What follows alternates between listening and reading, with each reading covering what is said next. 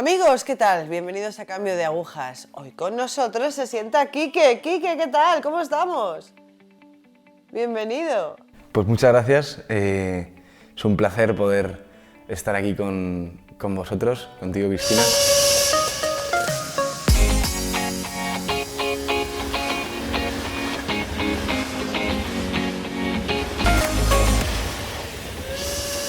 Pues nada, te toca, Quique, presentarte un poco. Cuéntanos. Pues yo soy de Barcelona, tengo 24 años, soy el mayor de 4 hermanos y me vine aquí a Valencia a vivir hace un año ya, 10 meses.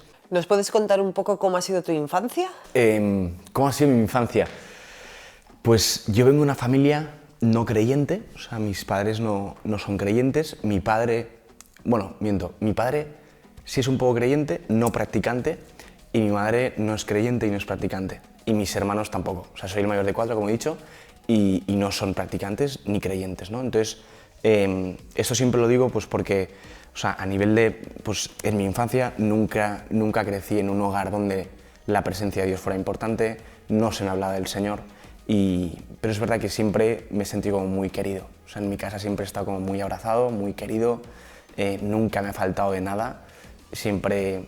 Y ya desde pequeño como que he sido un chico muy nervioso, muy inquieto, con ganas de hacer muchas cosas, de moverme, sí, revulsivo, ¿no? Ya un terremoto, estar en todo y poco más, pero muy bien. No tengo ninguna queja, mis padres son buenísimos, una familia encantadora y me han querido muchísimo.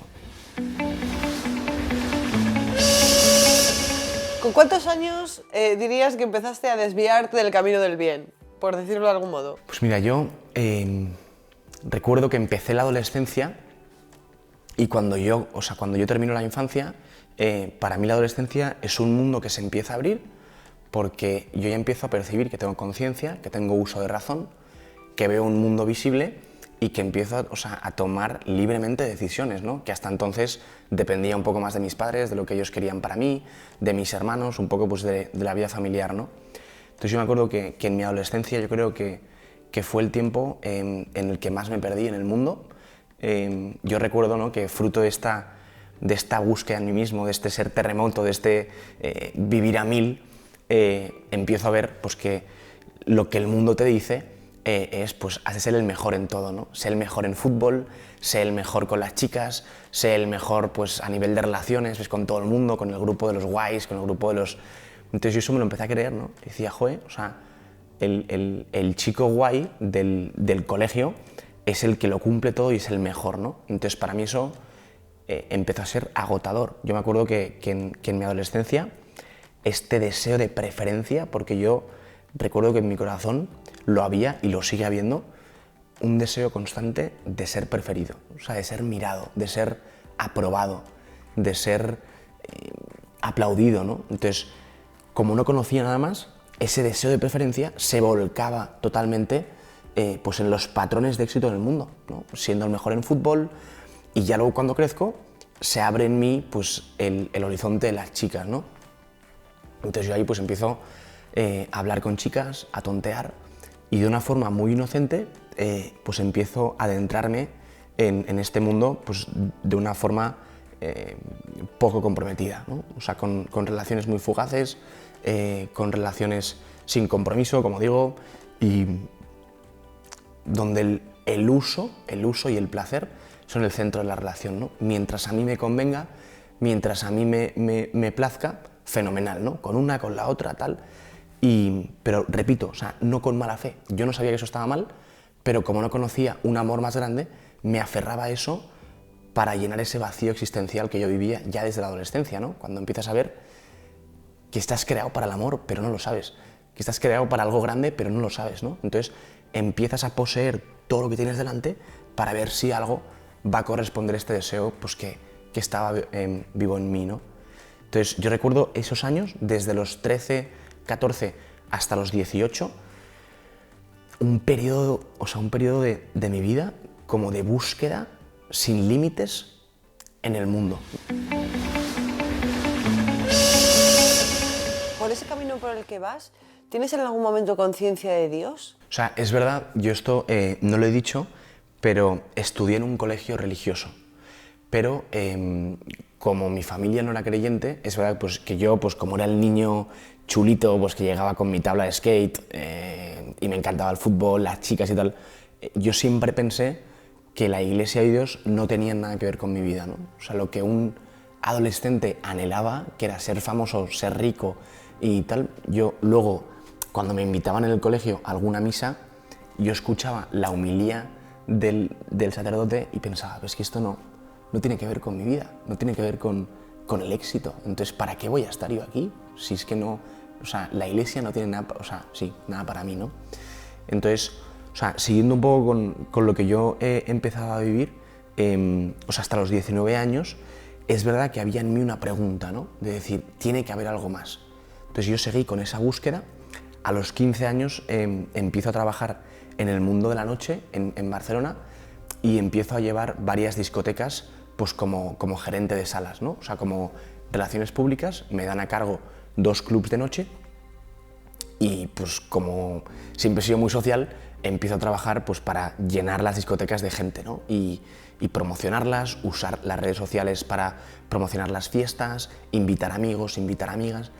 Y yo recuerdo ese periodo de mi vida, ¿no? Desde los 16 hasta los 19, como 3 años de mucha fiesta, mucho descontrol, porque me obligaba a estar ahí presente desde los jueves hasta los domingos, a jueves, viernes, sábado y domingo, y eso me conllevó mucho a excesos con la bebida, ¿no? Con el alcohol y con el consumo de algunas drogas en ese periodo de tiempo, ¿no? Donde yo me veía pues cada día hasta altísimas horas de la noche trabajando ahí. Eso me daba como una felicidad pero muy instantánea. O sea, yo no puedo negar que en esos momentos yo estaba contento. O sea, yo estaba ahí y estaba contento porque me daba como unos chutes de energía, de estar ahí, de que la gente conozca, de beber, de bailar, de liarte con una chica, con otra, tal. Pero es verdad que a la mañana siguiente el peso del mundo se me venía encima y yo lloraba por la mañana. Y el lugar donde yo descargaba toda esta frustración, toda esta incomprensión por el vivir, yo decía, voy experimentando cada vez es más la dosis de la fiesta, del alcohol y de las chicas, pero mi deseo de ser amado, en ese momento, mi deseo de sentirme vivo y sentir que hago bien las cosas, no crece, ¿no? Sino que decrece. Y mi vacío es cada vez mayor. Entonces, toda esa rabia yo la descargaba en casa. Yo empiezo un periodo en el que tengo muy mala relación con mis padres, me empiezo a escapar de casa por broncas con mis padres, yo me iba de casa, huía y tuve ahí una relación en la que fui infiel durante mucho tiempo, ¿no? Yo tuve una novia 3 años, desde los 16 hasta los 19, pero fruto de estar en este mundo de la noche y no conocer cuál era el criterio del amor, yo empiezo a ser pues, infiel. Entonces un poco pues esa fue mi experiencia antes de encontrarme con el amor, antes de encontrarme con Jesucristo. Vale, como tú mismo estás reconociendo, todo aquello que buscabas pues no te llenaba. ¿En ese momento aparece alguien en tu vida? ¿Aparece algo, un movimiento, una persona, alguien, algo? Yo creo que este ha sido uno de los puntos para mí más decisivos de toda mi historia. Yo hasta los 19 años no pedí ayuda a nadie. Es más, o sea, yo nunca conté la verdad. Yo nunca me abrí. O sea, mi corazón estaba cerrado. Entonces, cada dosis que yo recibía del mundo eran como capas y capas que yo iba recibiendo. Entonces, mi corazón cada vez sufría más, cada vez me pesaba más la mochila de mis pecados y no lo hablé con nadie, ni con mis padres, ni con ningún amigo. De hecho, toda esta vida me distanció de mis amigos verdaderos y o sea, los sustituí por unas amistades superficiales. Amistades del mundo a la noche, amistades rotas que a día de hoy no conservo ni una, ¿no? Entonces, no pedí ayuda a nadie. El día decisivo, que es cuando ahí empiezo a pedir ayuda, es cuando, me acuerdo de la fecha perfectamente, ¿no? El 17 de abril de 2017, yo me encuentro con la mirada de un sacerdote que a mí me cambia la vida, ¿no? Yo no me acuerdo de nada más, me acuerdo del padre Javier, que es actualmente sigue siendo mi director espiritual, como en unas convivencias que él me invitó, no sé por qué, él la primera vez que me vio me cogió del hombro y me dijo, tú vas a ser un gran apóstol de Jesucristo, ¿no? Y dije, ¿qué dice? ¿Gran apóstol de qué? Dije, ¿qué dice? Entonces yo no entendía nada, ¿no? Pero él me lo repitió, me cogió, tú serás un gran apóstol de Jesucristo. Cuando yo estaba con el pelo por aquí, con las melenas, con el skate, con la fiesta y tal. Y yo decía, pues no entiendo, ¿no? Porque en mi colegio había un club de adolescentes, ¿no? Y había ping pong, fútbol y tal, y a veces es verdad que yo bajaba a jugar a fútbol ahí. Entonces, una Semana Santa, un triduo pascual, él me invitó a unas convivencias y en Viernes Santo, lo tengo clarísimo, ¿no? O sea, Viernes Santo se hacía un Vía Crucis y yo me escapé para comprar tabaco al pueblo, ¿no? Y al volver, el padre Javier se me acercó y me dijo, entonces, mirándome a los ojos, yo recuerdo esa mirada. Lo que me dijo, no lo recuerdo, creo que fue algo como, Quique, ¿cuándo empezarás a tomarte la vida en serio? O sea, no fue nada, pero fue la mirada del padre Javier que me penetró, una mirada como cristalina, ¿no? Yo sentía un amor de él hacia mí, gratuito, porque es un sacerdote, ¿qué le intereso yo, no? Entonces fue una mirada tan potente que yo ahí recuerdo que me quedé congelado, me quedé mirándole, no entendía qué me estaba pasando por dentro y le pedí por una capilla, ¿no? Yo le dije, padre, necesito irme a una iglesia, necesito irme a una capilla. Y recuerdo entrar y postrarme en el suelo y ahí rompí a llorar, ¿no? Era la primera vez que yo lloraba ya no de sufrimiento en vacío, sino descargando en alguien mis lágrimas.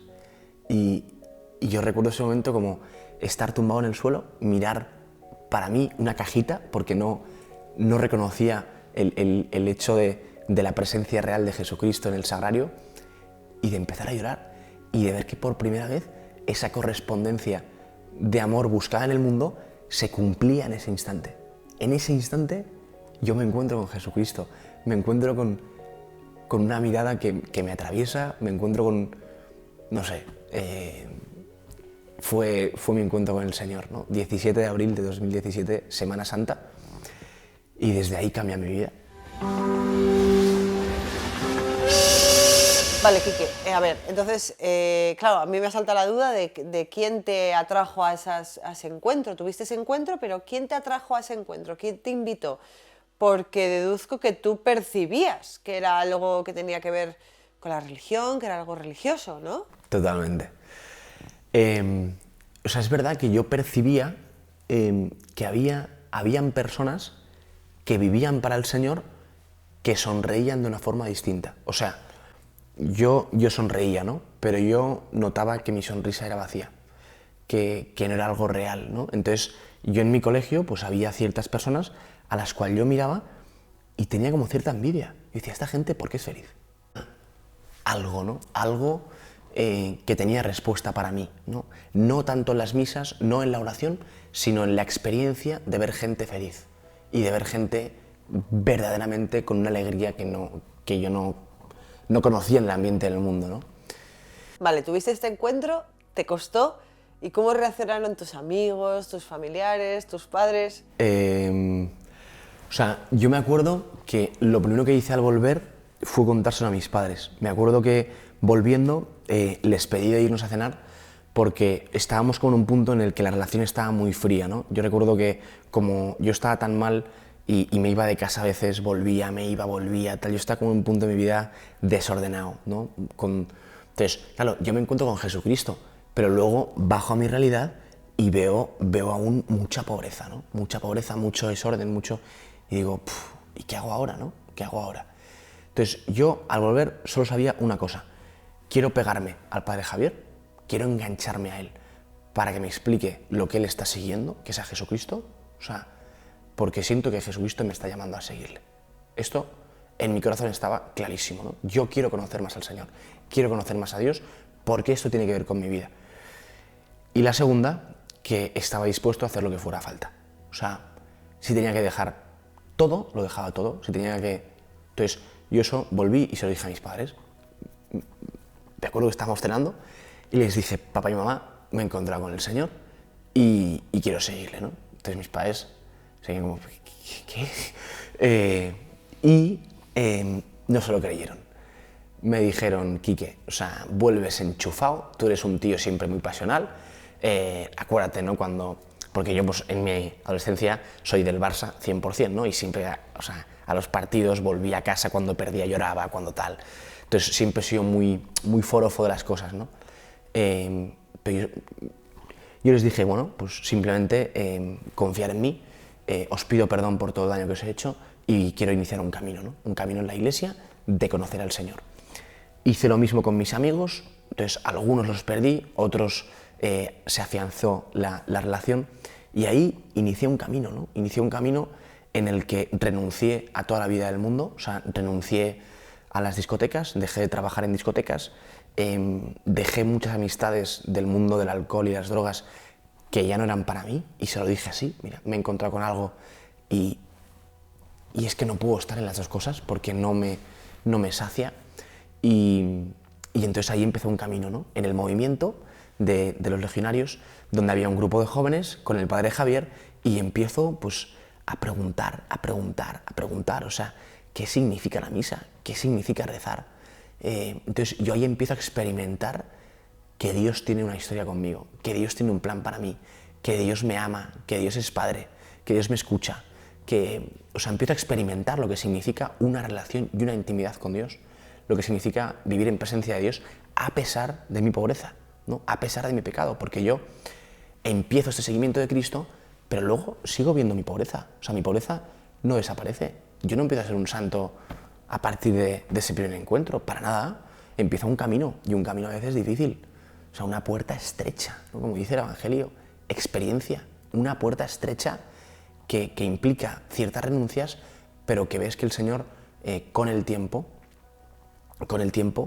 y fruto, yo creo, del sufrimiento, me ayuda a obedecer cada vez más, decir, Señor, o sea, tú me llevas, y es que mi vida ya no es mía, ¿no? He vivido mucho tiempo para mí, he vivido mucho tiempo queriendo ser el dueño de mi vida y he sufrido muchísimo. Entonces, ahora quiero que tú seas el dueño, ¿no? Y sigo en esta batalla a día de hoy, porque mi tendencia constantemente, o sea, todos los días es hacia mí mismo, ¿no? ¿Qué pasa? Que antes no tenía horizonte, que antes no había camino y ahora hay un camino. Un camino que se concreta en una persona, Jesucristo. Jesucristo. Que el tema del alcohol y las sustancias es complicado dejarlo ahora mismo por los jóvenes. ¿Cómo lo conseguiste tú? Pues, o sea, es un tema que, digo, cada quien tiene su historia, ¿no? Y también aquí, por heridas, ¿no? de mi historia y de mi familia, mi padre ha tenido problemas con el alcohol y también yo eso como que hay ciertos comportamientos que he adecuado desde casa, ¿no? Entonces, quiero decir que, no sé, a mí cuando San Pablo habla del aguijón, ¿no? Ese aguijón que se clava en su carne y que, o sea, lo quiero decir para que no suene algo idílico, ¿no? Jo, pues Quique ha salido de eso y ya está. No, o sea, yo rompí de forma radical con el mundo de la noche. ¿Por qué? Porque un cristiano tiene que pedirle al Señor el don del discernimiento para ver dónde tiene que estar y dónde no tiene que estar. Entonces yo, en ese primer fogonazo de encuentro, pretendí el primer año estar en todos lados. O sea, corté con el mundo a la noche como trabajador, pero yo pensaba que podía seguir yendo de fiesta con mis amigos, ¿no? Y ya está, simplemente creo en Dios, pero mi vida sigue siendo la misma. Yo puedo ir con mis amigos, puedo irme de copas, puedo estar ahí jijijaja, y luego yo empezaba a ver que, joder, claro, que la fiesta lleva al alcohol, y que el alcohol lleva al exceso, y que el alcohol en exceso te lleva a una relación con una chica, ¿no? O sea, no, es así, ¿no? Y sí, lo he experimentado mucho y lo tengo clarísimo y lo veo en mi entorno a día de hoy. Entonces, lo que me ha ayudado a mí son firmes convicciones en el Señor y límites humanos. O sea, uno, pedirle la gracia. Porque la castidad no es porque a mí no me atraigan las mujeres, me atrae ni mucho, pero es un don que he pedido al Señor. Le he dicho, Señor, yo por mí mismo no puedo, porque por mis heridas, mis instintos y pasiones, ya sabes cuáles son, y ya sabes cómo me comporto. Entonces, por favor, Señor, dame el don, porque lo deseo. Quiero empezar a pedir ya por mi futura mujer, quiero empezar a pedir ya por ese abrazo conyugal. O sea, yo me acuerdo que corto de raíz, ¿no? Yo, para ser concreto, ¿no? Perdí mi virginidad a los 15 años. Y desde mi conversión, pues ya no lo volví a hacer. Pero o sea, yo, en la medida que conozco al Maestro, Él me revela el sentido del amor. Y digo, yo quiero esto. Es que ya está. O sea, este amor libre, comprometido, fecundo, abierto a la vida, habla de mi deseo. Aunque luego en mi día a día sea una lucha, por supuesto. Yo no puedo negar que este aguijón del que hablo y esta concupiscencia y esta tendencia del hombre esté desordenada. Claro que sí. Estamos manchados por el pecado original y es una lucha. Por eso es complicado. No es como, pues tal. O sea, encontrarme con el Señor ha hecho desaparecer el deseo. Por supuesto que no. Es una lucha, pero es una lucha que vale la pena. Y que hay una promesa escondida detrás de esa lucha, que es Jesucristo. Entonces, eso ha transformado mi vida sexual, me ha regalado el don de la castidad y con el alcohol, pues un cambio completamente, ¿no? O sea, en la medida que empiezo a cambiar de ambiente y a cambiar de amistades, ya empiezo a ver a gente que lucha por lo mismo. Y a gente que te dice, hermano, no vale la pena. No vale la pena. O sea, ¿para qué te vas a beber 4 copas en una noche? 5 copas, ¿para qué? Entonces, cuando tú vas al fondo de las cosas, ordenas las cosas según Jesucristo. Entonces, cuando yo antes las cosas eran mi fin, pues tenía sentido beberme 8 o 9 copas. Tenía sentido liarme con 8 o 9 chicas, porque no había otro fin. Pero cuando el fin ahora es Jesucristo, todo se ordena según el encuentro con Él. Kiki, me has comentado antes que tenías novia y que lleváis un noviazgo casto.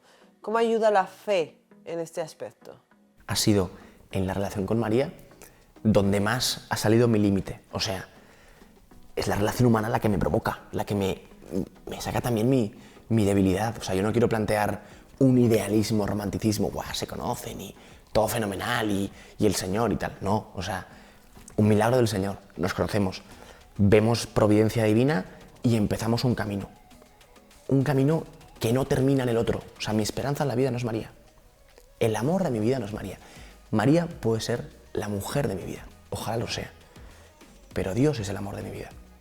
Y para mí esta afirmación es la que me ha salvado y me sigue salvando.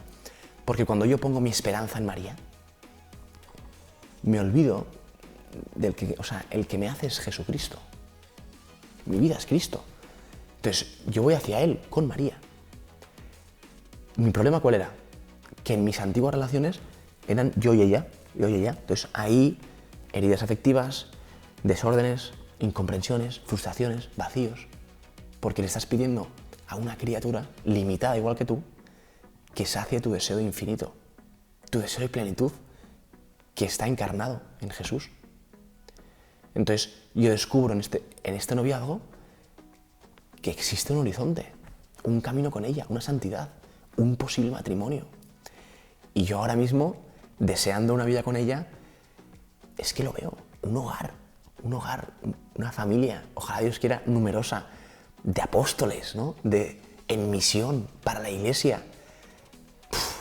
¿Qué le dirías a una persona, a un joven, que no logra salir de lo que tú has estado y que no ve la meta, no ve el fin, no ve salida?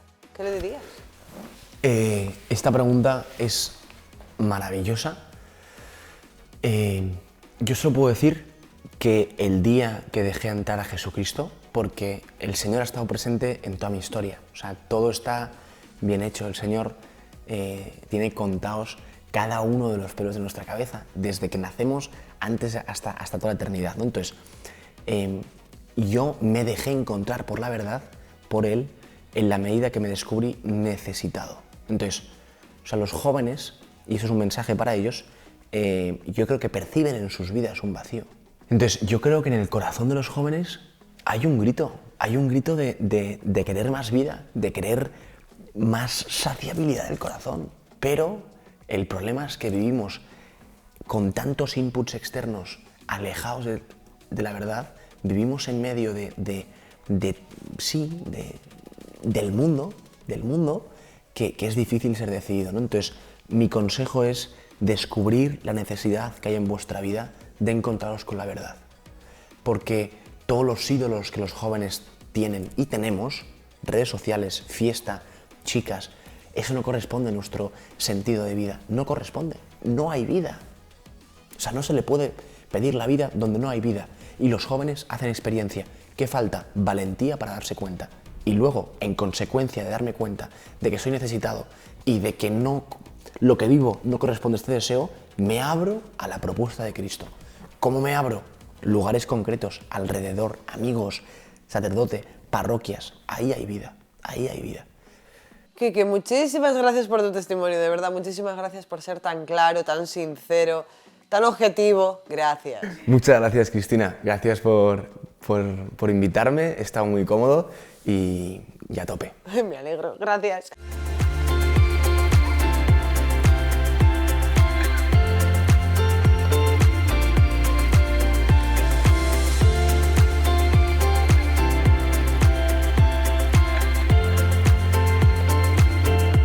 Amigos, a ver, es que es lo que dice él, es que es la puerta estrecha. A veces idealizamos un poco el tema del camino del católico, como que esto es un camino de rosas y que se sale del pozo más oscuro a de repente la luz más clara de la noche a la mañana. A ver, todo camino tiene su dificultad, tiene sus piedras, tiene su cuesta arriba, tiene su cuesta abajo. Entonces, a ver, es lo mejor, lo que nos va a llegar al final. Es la mejor recompensa es cuando llegamos a la cima y nos encontramos con nuestro Señor Jesucristo, pero no penséis que esto es un camino de rosas. Ahora, todo ese vacío, toda no sé dónde buscar, no sé dónde estoy, no sé, se llena al final con Dios. Así que no lo dudéis. Si habéis de seguir un camino, seguid el camino del Señor. Gracias por estar hoy aquí con nosotros.